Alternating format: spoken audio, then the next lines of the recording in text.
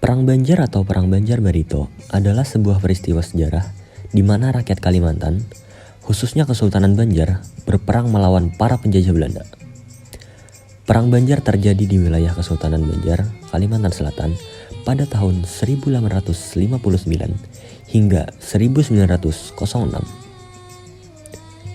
Dari pihak rakyat, Perang Banjar melibatkan keturunan Kesultanan Banjar yang didukung oleh kekuatan dari rakyat yang berasal dari berbagai daerah di Batangbanyu di sepanjang aliran Sungai Barito. Dahsyatnya Perang Banjar pada saat itu terlihat dari jumlah korban tewas baik di pihak Belanda maupun rakyat Banjar Barito. Tokoh yang terlibat dalam Perang Banjar ini antara lain Pangeran Antasari dan Pangeran Hidayatullah II.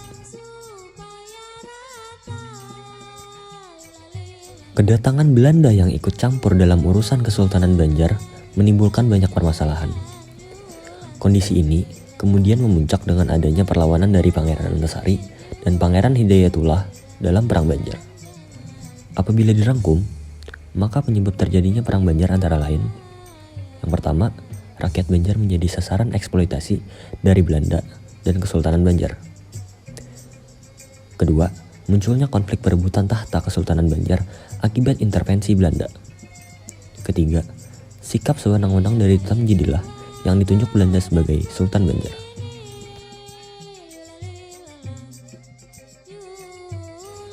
Sebagai penerus kerajaan Daha yang sebelumnya bercorak Hindu, pengaruh Islam masuk ke Kesultanan Banjar pada sekitar akhir abad ke-15 berkat peran dari Kerajaan Demak.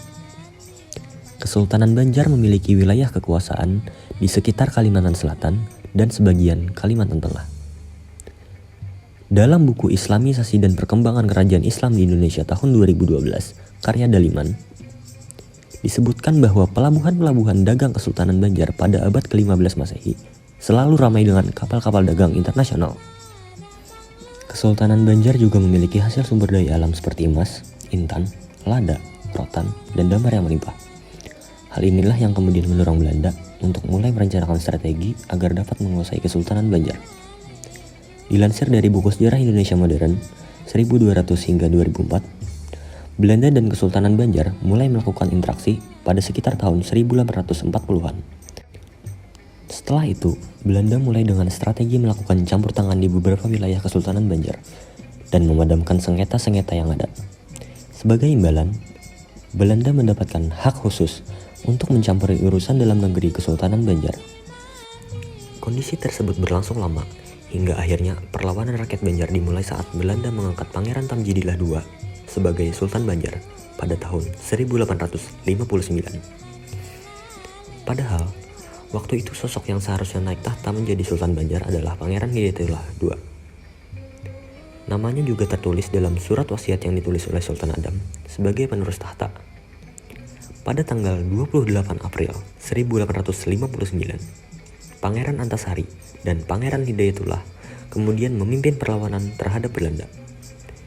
Pangeran Antasari memimpin penyerangan terhadap benteng Belanda dan tambang batubara di wilayah Pengaron. Dalam serangan tersebut, tentara Belanda dapat dilumpuhkan dan pasukan Pangeran Antasari dapat menguasai tambang batubara di Pengaron. Setelah itu, muncul beberapa pertempuran di tempat lain, seperti pertempuran Benteng Tabanio di Agustus 1859, pertemuan Benteng Gunung Lawak pada September 1859, pertempuran Munggu Tayur pada Desember 1859, dan pertempuran Amawang pada Maret 1860. Dalam buku Penggustian dan Temenggung, Akar Sosial, Politik, Etnis, dan Dinasti, Perlawanan di Kalimantan Selatan dan Kalimantan Tengah 1859-1906 karya Helios Samsudin, disebutkan bahwa Belanda membalas serangan Pangeran Antasari dengan menawan keluarga Pangeran Hidayatullah. Belanda kemudian meminta Pangeran Hidayatullah untuk keluar dari persembunyiannya. Pangeran Hidayatullah II yang keluar dari persembunyiannya untuk menyelamatkan keluarganya justru ditangkap oleh Belanda dan kemudian diasingkan ke Cianjur. Hal ini tak membuat perlawanan Pangeran Antasari berhenti. Ia terus melakukan perlawanan di daerah-daerah Kalimantan Selatan dan Kalimantan Tengah. Pangeran Antasari juga mendirikan 7 unit benteng di Teweh untuk memperkuat pertahanan rakyat. Perang Banjar mulai meredup ketika Pangeran Antasari mulai melemah karena terserang penyakit paru-paru dan cacar. Perjuangannya terus dilakukan hingga Pangeran Antasari wafat pada 11 Oktober 1862. Gusti Matseman, Gusti Acil, Gusti Muhammad Arsyad, dan Antung Durrahman melanjutkan perjuangan di Perang Banjar hingga titik darah penghabisan.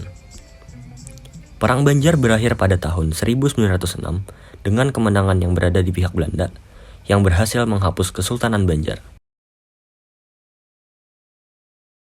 Dampak yang terjadi pada Perang Banjar adalah terjadinya penyatuan gerakan rakyat di bawah pimpinan Pangeran Antasari dan Pangeran Hidayatullah II.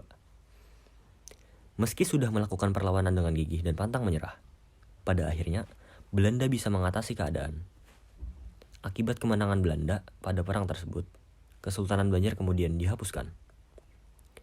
Keputusan ini diambil oleh Belanda demi menghindari konflik lebih lanjut dan menghindari meletusnya perlawanan rakyat Kalimantan Selatan. Belanda juga menghapuskan pemerintahan bawahan dari Kesultanan Banjar sehingga tidak ada penerus kerajaan. Pihak Belanda kemudian menerapkan aturan-aturan baru di bawah Residency Zuider en Oosterafdeling van Borneo atau Keresidenan bagian selatan dan timur Pulau Borneo. Berbagai sumber daya di Kalimantan kemudian dikuasai dan dimonopoli oleh Belanda yang mengakibatkan rakyat menderita. Eksploitasi besar-besaran kemudian terjadi karena Belanda mengambil sumber daya alam secara paksa berupa rempah-rempah, perkebunan, dan tambang batubara.